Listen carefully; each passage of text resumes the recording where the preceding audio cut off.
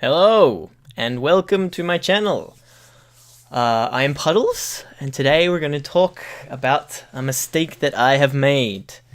I've made many mistakes as a DM, and I've learned from them, and hopefully by sharing them with you guys, you can also learn from them, and not do the same things that I've done. Today we'll be talking about the story of Ashar. So, a little backstory. I had a social encounter puzzle in a dungeon that I was making. So, the players were entering an enchantment dungeon, and they were told that Ashar was the master enchanter that was expecting them for a party. Ashar was like a vain, self-proclaimed socialite, and liked all manner of compliments and fine things like that. So the group had to talk with 3 wizards and pick out who they believed to be Ashar. Now, choosing the wrong Ashar would be considered an insult and would result in later repercussions for the group, as he would be very offended that he wasn't picked. Now, before we continue, let's just say D&D as a whole is pretty male-centric. The majority of players that I've seen are men, and most of the games that I've played in, most of the NPCs are also men. And it's something that I've just noticed. Obviously, it's changing with more women joining in, but I want my games to reflect the real diversity in the world, and as such, I try to include many female characters.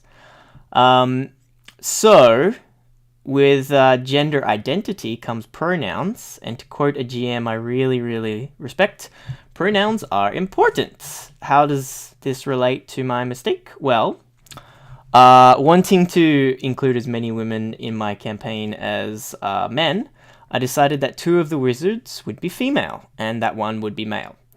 I then rolled randomly as to who Ashar would be, and it turned out to be the guy. Which is all well and good. I had this social encounter ready to go, and I just needed to run it, basically. However, I introduced the 3 wizards. I described to my players what was required from the puzzle, that they needed to pick the right Ashar, and then I continually referred to Ashar as he. He this, he that, he wants, he. All the he's.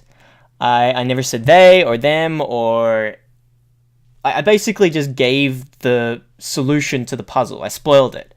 And looking back on it, it's very funny, but yeah, I just kept saying it over and over, and every time I would say he, in my head, I was like chastising myself. But I just kept doing it anyway. I'm not exactly the best bluffer, and until I put myself into a situation like that, I realized how bad I probably am at it. I just told the answer to the puzzle over and over and over.